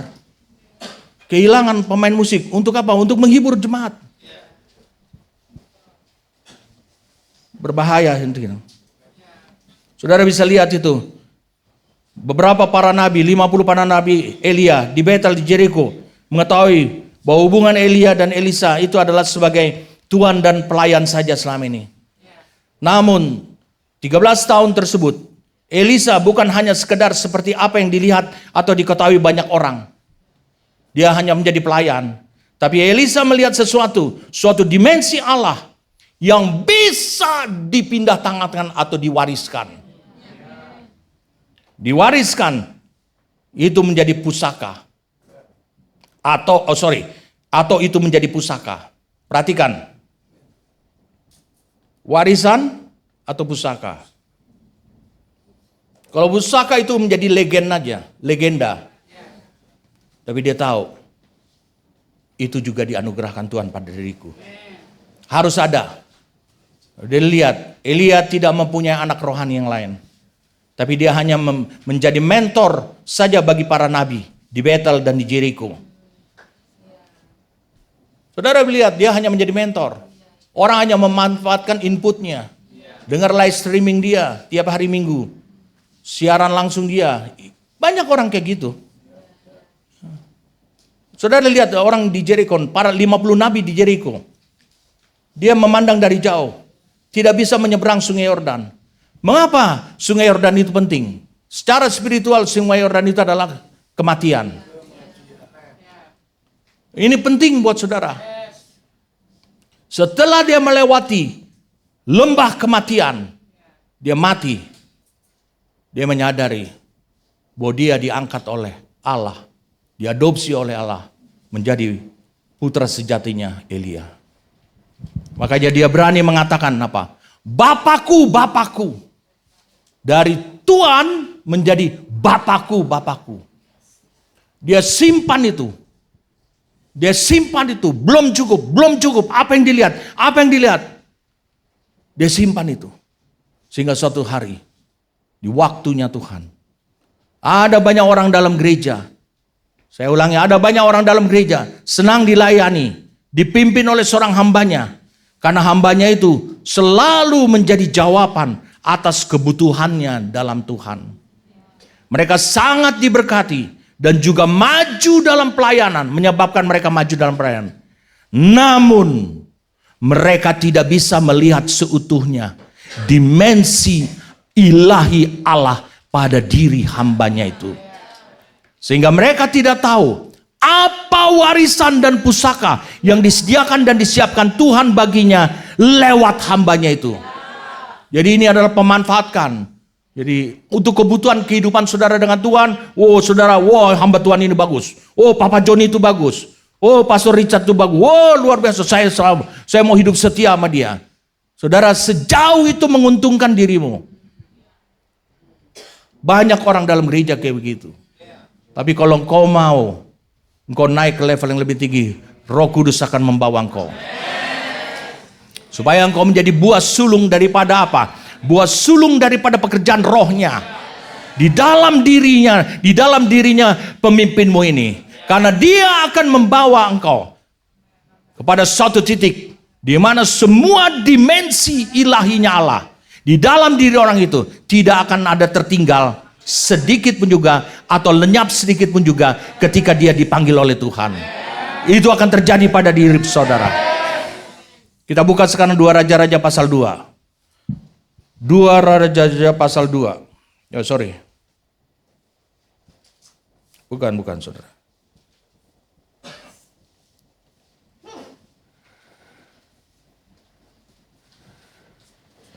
Maaf saudara, bukan.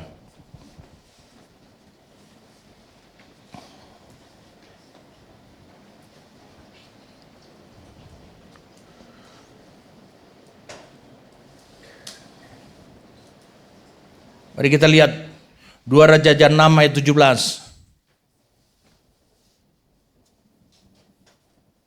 Sudah? 2 Raja-Raja 6 ayat 17. Ini ketika mereka dikepung oleh Aram. Siapa nama hambanya Elisa? Gehazi. Panik. Karena tentara Aram ya. Mengelilingi. Mengepung tempat hunian daripada seorang nabi, Elisa. Lalu berdoalah Elisa. Ya Tuhan, bukalah kiranya matanya. Nah ini persoalannya. Matanya yang tidak pernah bisa melihat dimensi Allah. Gehazi ini. Supaya ia melihat. Maka Tuhan membuka mata bujang itu. Tuhan nurut sama doanya Elisa. Wow. Tuhan nurut. Kenapa? Ada dimensi Allah dalam hidupnya. Maka Tuhan membuka mata bujang itu. Sehingga ia melihat. Tampaklah gunung itu. Penuh dengan kuda dan kereta berapi sekeliling Elisa. Saudara lihat. Sama, mirip sekali. Dimensi Allah dipertunjukkan. Oke? Sudah bisa lihat? Sudah mengerti? Mari kita lihat sekarang. Ada satu ayat.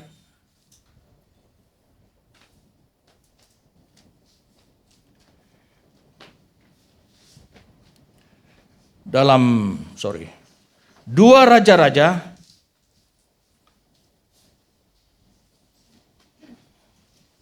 13. 2 Raja-Raja 13. Sudah?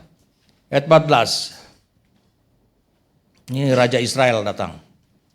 Ketika Elisa menderita sakit yang menyebabkan kematiannya. Lihat, ini saat-saat genting lagi. Datanglah Yoas Raja Israel kepadanya dan menangis oleh karena dia. Katanya, Bapakku, kereta Israel dan orang-orang yang berkuda. Loh, bukankah di 2 Raja-Raja pasal 2, Elisa melihat Elia. Sekarang itu semua termanifestasi di dalam dirinya, dimensi ilahinya Allah. Itu termanifestasi di dalam dirinya Elisa. Inilah yang disebut dengan buah sulung, saudara. Ini yang disebut dengan buah sulung. Ya.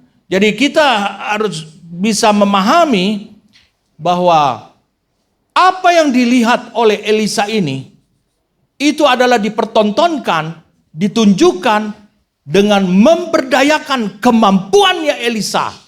Selama dia hidup dalam kesetiaan dan ketaatan kepada Elia, untuk dipertontonkan, dilihat dimensi-dimensinya ilahi Allah. Bukanlah kelemahan-kelemahan lahiriahnya Allah yang ada pada dirinya Elia. Banyak orang di dalam kehidupan gereja justru dia lebih melekat dalam pikirannya kelemahan pemimpinnya. Dia nggak mencari tahu kenapa orang ini bisa menjadi seorang hamba Tuhan, dipercayakan oleh Tuhan, melayani dengan setia, bukan karena jumlah, bukan karena ini, begitu giginya, bukankah ada dimensinya Allah dalam hidupnya orang ini? Dan dia nggak mau mencari tahu lebih dalam lagi pada diri orang seperti ini. Untuk mencari tahu, aku baru temukan satu, mungkin apalagi yang aku temukan lagi, dimensi Allah yang ada pada Kristus, ada pada orang ini, apalagi.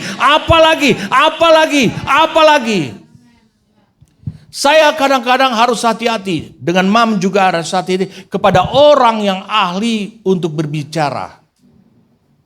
Saya ulangi, ahli untuk berbicara.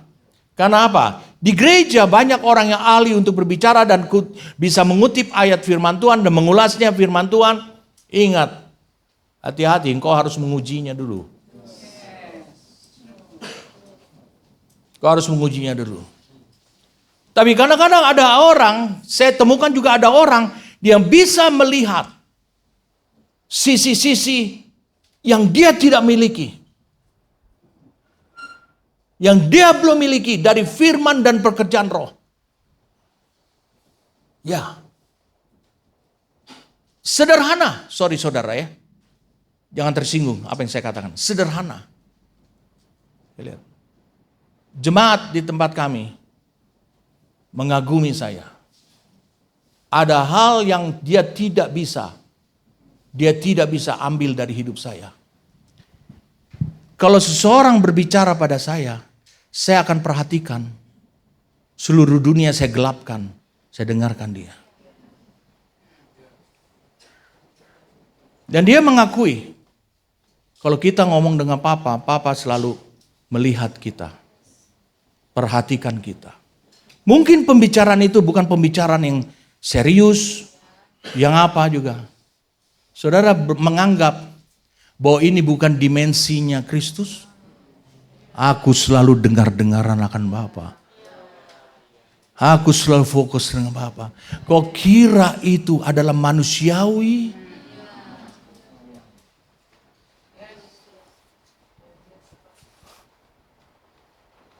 Kok saudara baru kayak tersinggung jadinya?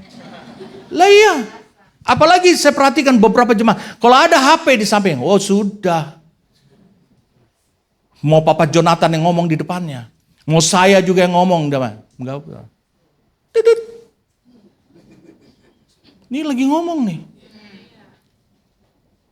Ketika engkau bersekutu menurut Malaki akan ada aliran spiritual terjadi pada dirimu. Ini yang kadang-kadang orang kehilangan. Oh yang penting aku hadir. Aku bikin catatan. Aku ini. Di Komsel aku aktif untuk sharing. Kenapa? Karena di Komsel ada peraturan. Gak boleh buka HP. Ya, saudara bisa bayangkan. Kadang-kadang, maaf saudara. Ketika lawan bicaramu lagi ngobrol, dia bilang gitu. Engkau menundukkan sambil ngelihat iPadmu, lalu engkau ambil penganan di situ, kue di situ sambil makan gini. Lihat loh. Bagaimana kalau Tuhan dikatakan bahwa Tuhan lakukan itu terhadap engkau. Lihat, Musa sampai bangga. Tidak ada orang seperti Musa katanya. Yang dimana bertemu dengan Tuhan berhadapan muka dengan muka. Dan Tuhan tidak pernah menoleh gini. Sebentar Musa, apa? Di Indonesia ada masalah nih. Tunggu dulu. Kenapa? Ada jemaat yang bandel-bandel di situ. Tidak bisa saudara, itu dimensi Allah. Itu mengajarkan saudara fokus. Paham saudara? Yang saya bagikan itu yang kecil yang gak pernah kau lihat. Padahal itu dimensinya Allah. Saya bisa temukan ayatnya, saya bisa temukan kebenarannya. Itu dimensi Allah. Jelas saudara. Kadang-kadang orang kayak begitu. Kadang-kadang bunyi telepon itu lebih penting daripada kita lagi bicara. Saya kagum dengan Mam Helen. Mam Helen yang selalu memiliki HP dan itu. Kalau kita lagi ngomong, dia serius menanggapi. Tiba-tiba bunyi telepon. Langsung dia bilang gitu. Stop dulu ya, saya angkat karena saya ada janji gitu. Itu dia bicarakan. Kenapa? Karena dia ingin mendapatkan dimensi Allah yang tumbuh di dalam diri anak-anak rohaninya. Di gereja juga demikian. Ini lagi khotbah gini. Dari tadi saya perhatikan. Dari hari pertama. Saya perhatikan gitu. Satu orang lewat.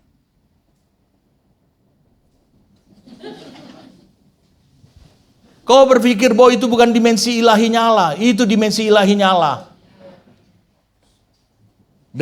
Di Ibrani 12 tadi dikatakan dengan mata tertuju. Tidak distraksi. Pokoknya gak ada yang bisa berbantah terhadap saya. Oke? Sudah mengerti?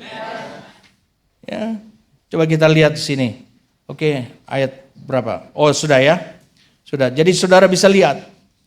Kalau saudara tidak bisa melihat dimensi ilahinya Allah, hanya bisa melihat pertolongan dari hamba Tuhan tersebut terhadap diri saudara,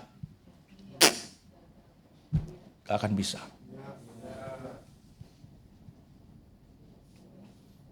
Tidak akan pernah bisa engkau menjadi buah sulung roh. Tidak akan bisa, saudara. Jadi Elisa tahu apa yang telah ada di bumi dalam dirinya Elia. Dan dia tahu bahwa itu adalah porsi kesulungan. Yang tidak ada satupun dari para nabi di Betel dan Yeriko yang menginginkan hal itu.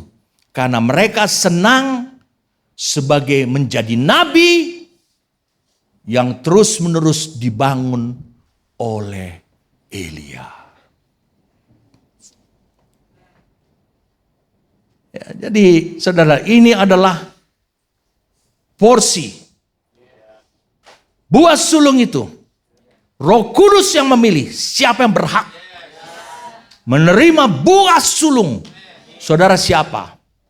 Apabila engkau menjadi putra sejati, putra rohani sejati dari hamba yang diutus Tuhan dalam hidupmu.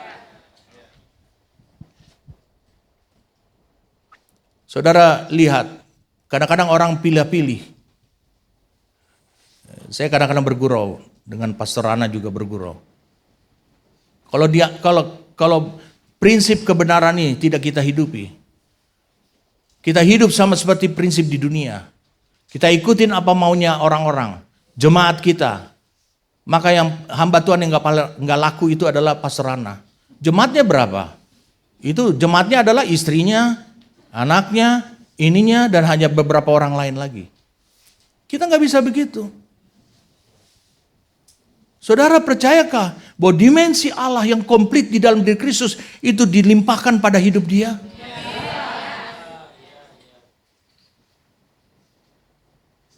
Tetapi yang kau lihat adalah kemampuan dia untuk mengumpulkan banyak orang.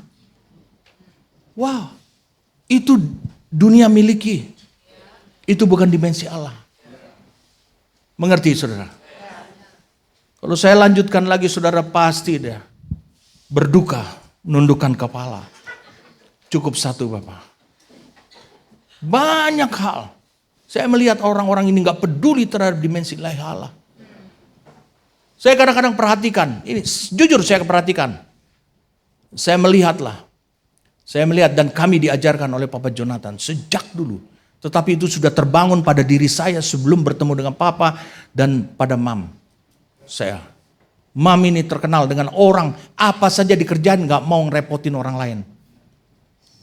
Bayangkan saudara.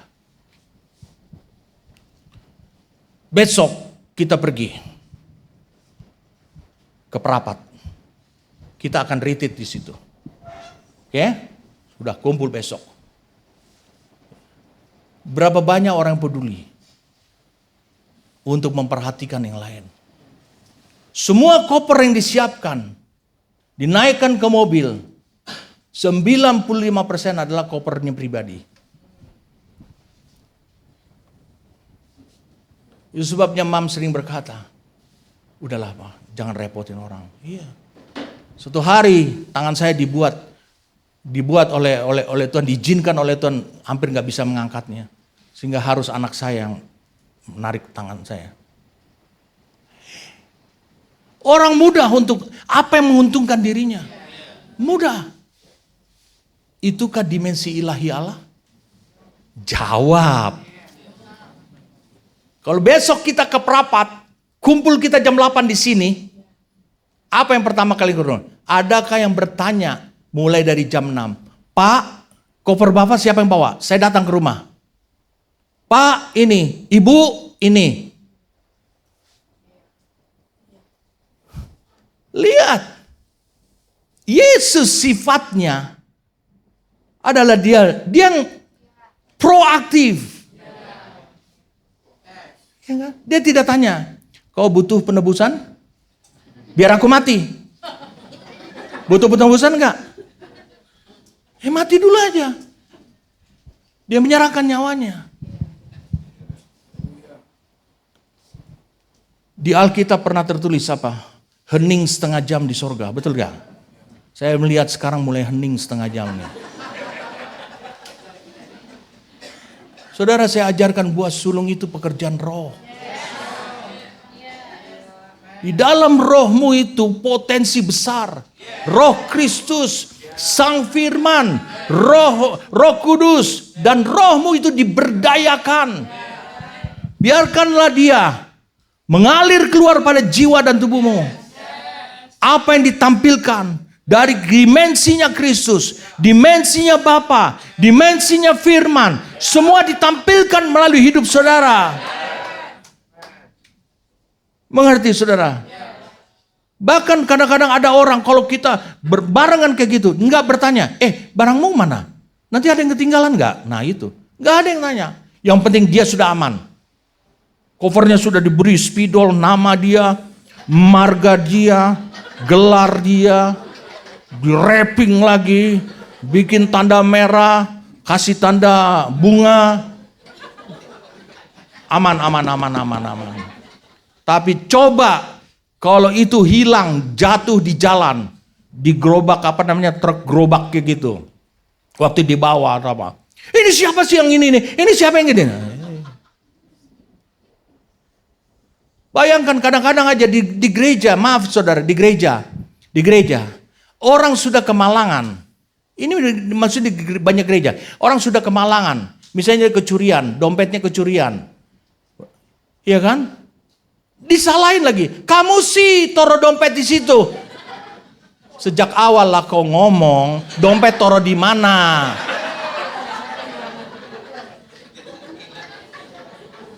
Lihat, sebelum Kain berbuat dosa, Allah ngomong dulu. Itu dimensi Allah. Ngerti? Bagaimana? Roh Kudus memang kadang-kadang keletihan. Saya tahu nih Roh Kudus sekarang nih. Dia mulai tahu, dia berdegup jantungnya. Ini kesulitan. Iya, engkau tahu kesulitan aku selama ini dalam hidup mereka. Yang kecil-kecil itulah.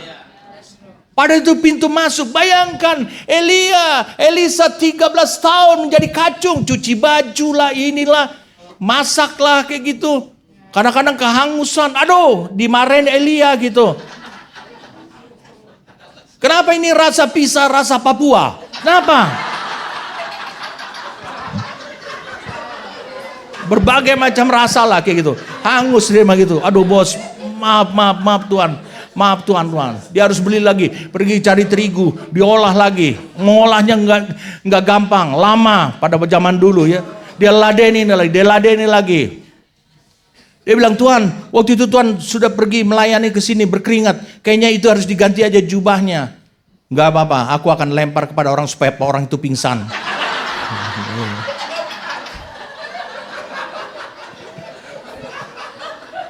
Apa yang dilakukan Elisa? Elisa taat. Karena ketika dia taat, matanya makin melihat. Apa jalan Tuhan untuk dia bisa menerima dimensi ilahinya Allah. Ketaatan, keteguhan hati, kesetiaan, percaya bahwa dimensi Allah ada pada orang ini, tidak diragukan, dan dia matanya dihindari daripada pandangannya yang melihat kelemahan hamba Tuhan ini. Dimensi Allah tidak bisa bekerja dengan efektif dalam hidup saudara apabila saudara selalu melihat kelemahan hamba-hamba Tuhan. Tidak akan pernah bisa. Saudara bisa lihat, ada seorang hamba Tuhan, dia menunjukkan tentang kelemahannya Yesus. Kenapa? Tertidur di kapal. Betul. Tertidur kapal. Itu dijelaskan dalam khotbah. Iya, tertidur kapal, menunjukkan bahwa dia itu kelemahan manusianya Yesus. Kalau Yesus juga ikut tertidur di Taman Getsemani, saudara tahu, salibkan ada 3. Yang disalibkan itu siapa? Petrus, Yakobus, Yohanes. Yesus aman tertidur. Saudara mengerti atau tidak? Loh, dia tidak, dia berjaga. Dia bilang tidak kesanggup engkau berjaga-jaga, dia berjaga-jaga. Yesus tahu gak tidak bahwa akan ada gelombang? Dia tahu. Tapi dia memberi perintah. Kita harus pergi ke seberang. Dia memberi perintah. Dia melihat bagaimana. Dia menguji iman mereka. Saudara mengerti? Makanya Yesus berkali-kali ngomong, have faith in God. Miliki iman yang dia ada pada Allah.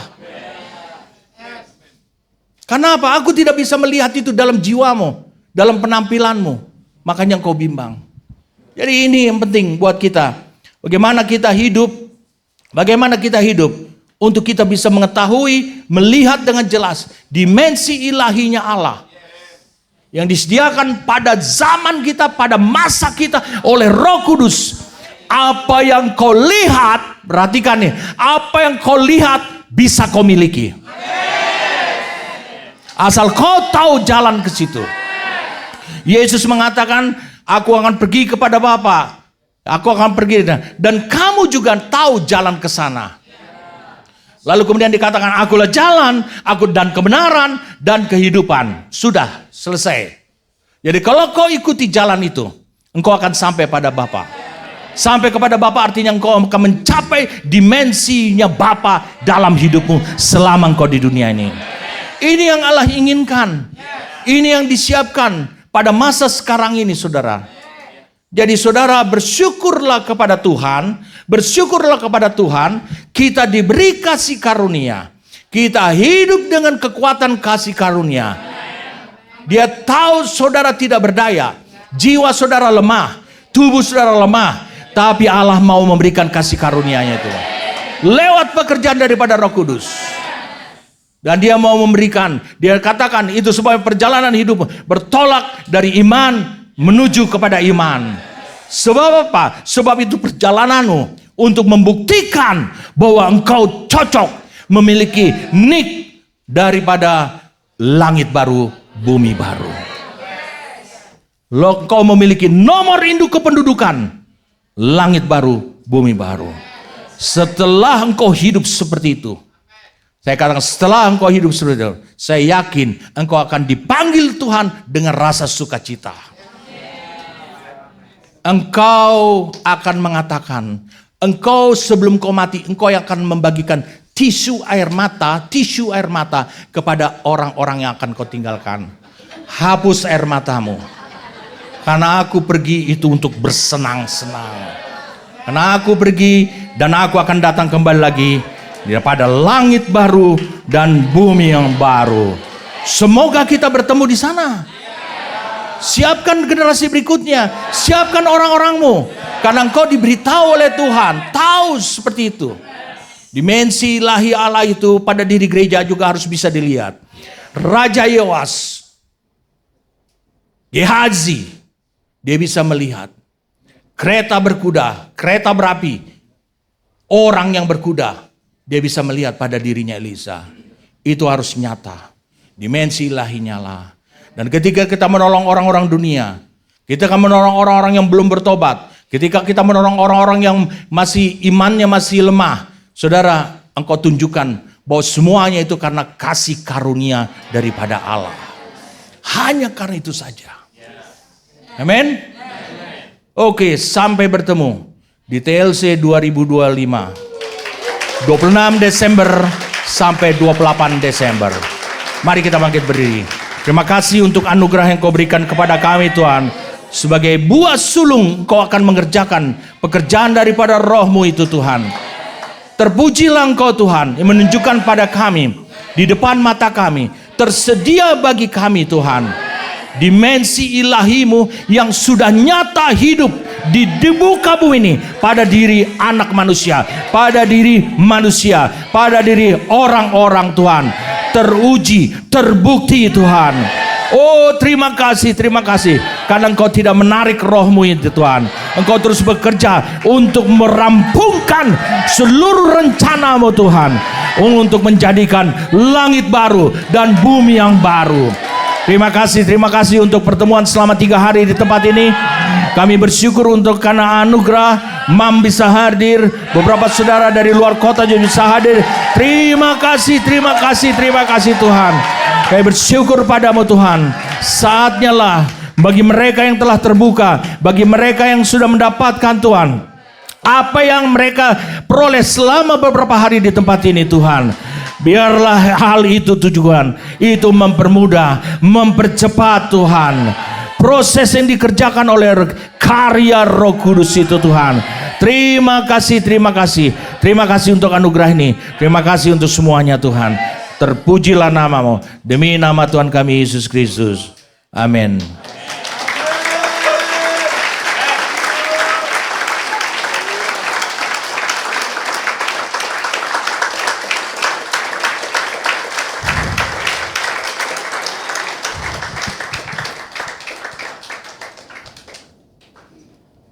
Oke.